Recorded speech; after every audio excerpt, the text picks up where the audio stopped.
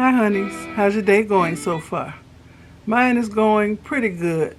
I have vertigo right now, so I'm not feeling my best, but I'm still making my videos. Okay, this video is about how I kit up and how I do my diamond painting. Okay, everybody got their own special way, and I just started. And right now I'm on my second diamond painting, and I'm doing it a lot differently from when I first started on my first one. Okay, so first of all, how I kit up. Okay, you first get your diamond painting kit and you open it up. It's going to come with a long or two long things of little bitty baggies filled with beads or drills. That's what the beads are called in diamond painting. I still like to say beads. Okay, it's going to come with a bunch of little bags, and they're going to be stuck together, and you got to snip them apart. So what I like to do is to see the number on the diamond painting. Like here, number 1. You can't see it from that far, but each baggie with beads in it is going to have a number on it. So I like to number my little plastic containers according to what number is on the canvas. That's the table, the key. So number 2, so on. Okay. Number 3, you put those beads in there. So when you get ready to work on your canvas, then you ain't fishing for the long stream of baggies trying to figure out what number you're going to do next. And no, it's already done. You already put them in here. So this particular kit that I have, it holds 60 of these containers.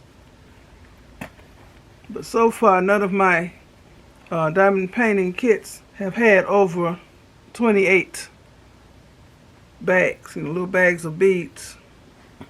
So when I get started on my, okay, you're going to need a Sharpie. So instead of using the sticky things that they give you to put on the tops of these, you can just use a Sharpie and write on it. And if you make a mistake, get an alcohol pad and just erase it. It comes off with alcohol. And just do it over. Okay. I'm going to show y'all what I do. I'm going to tell y'all what I did on my first diamond painting. Okay, on this one, it's completed. It took me 3 days to finish, and I enjoyed every minute of it. Okay, I was looking at the actual canvas and seeing what color I wanted to work with next. Okay, and so I was all over the place. I would use up, put the beads in the tray, shake them to get them straight, and I would actually finish up one color at a time, one complete color at a time, and I was all over the canvas. That wasn't the best use of my time. Now with this one, this is my second one.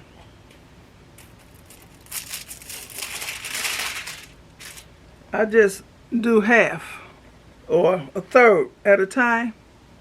I just go to this section and see what's needed.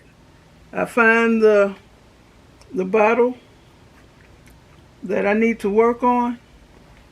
I look at the key and see what's needed. Okay, I look at the key to see what color is still needed. So I have to look over here, and I see on here that the letter S is still needed. I find the letter S down in here. Here's S. I see that the number beside the S is number 22. So I look on my bottles And I see that this is number 22. So what I do is take the lid off, pour a few in here. I try to spread it all over. And I don't need all of them. I put this back in that slot so it don't waste. I leave this number 22 lid out to remind myself, because I been forgot what number I was looking for. This is how you get these straight. You shake it side to side, and then you kind of do that. And you see I got my finger over this here, so the beads don't shake out. Okay. And I'll check this again. Number 22 is letter S, because I forgot what letter I was supposed to be doing. So I leave this out. You got the number on it, so I can double check it many times. And to pick up the thing, sometimes this is kind of staticky. So sometimes the bead jumps up to this thing, to the tip. So I just do all of these. So that's how I do this. And then when I finish this third, I guess it's a third, then I'll do the other side. But that's how it's looking so far. And what else? And some people who just starting, you want to pick up the bead so the flat bottom, so you can glance at it and see that it's flat. The bottom of it is flat. You don't want to pick it up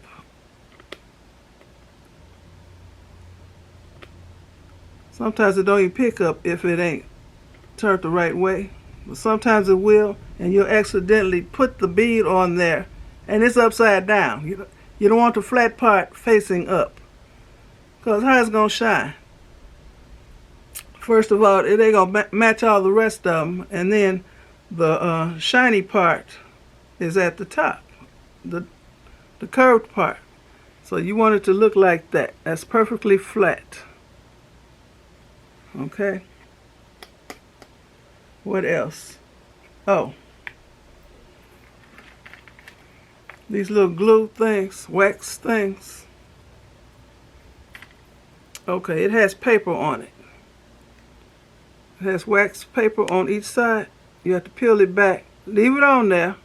Peel it back and then stick the thing in there to get some glue on here. And you don't want the glue hanging all outside of this. No, you just need enough so you can pick up your bead. So this is enough. And see, it pokes holes in it, and put the wax paper back over it. Keep it clean. What else can I tell you? Okay, well, I needed a light pad. The light pad so I can help see the symbols and the letters and the numbers on the canvas. I also needed my glasses and the light pad. So, and I saw one man on YouTube, he uses a big magnifying lamp. It's big. It looks like one of these lamps you use when you doing videos, ring lights, but it has a magnifying glass on it. So he said it works for him, but I like my light pad. So I'm using this like this with my glasses, and I have no trouble seeing it. Okay? So I can't think of nothing else. Oh, I'm going to show you how easy it is to pour these beads or drills back in the case. Now watch them go all over the place. With this, you need this. Some people call this a boat. I call it a drill tray.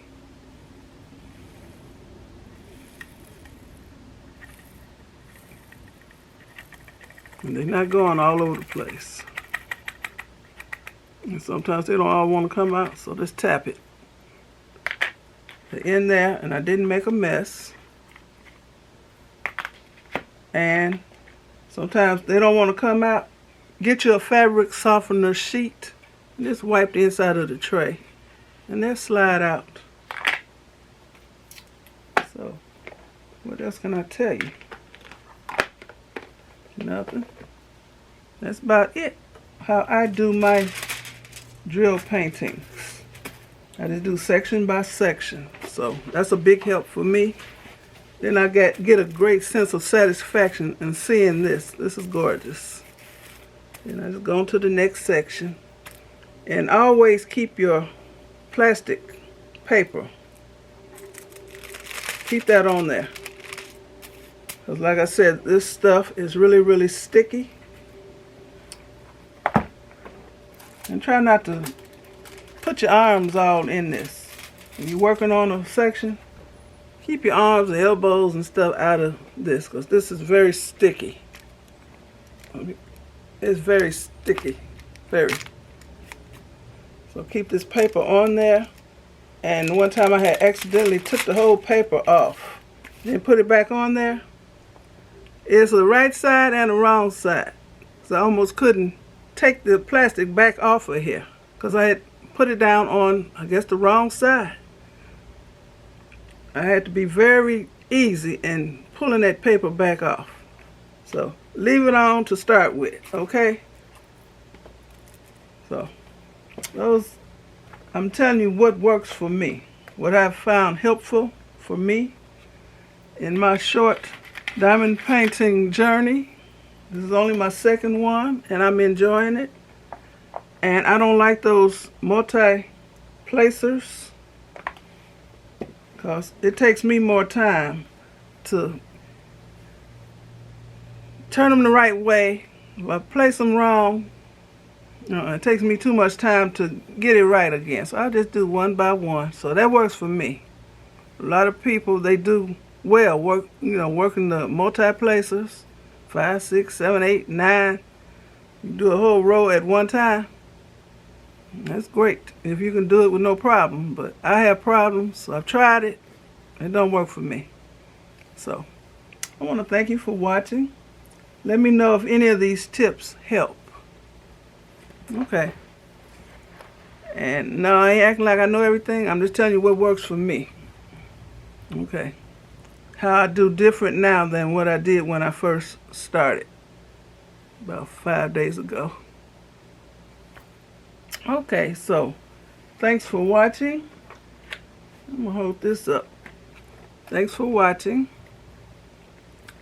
Give me a thumbs up, leave a nice comment, and subscribe to my channel. And you all have a very blessed diamond painting journey. Okay. Bye.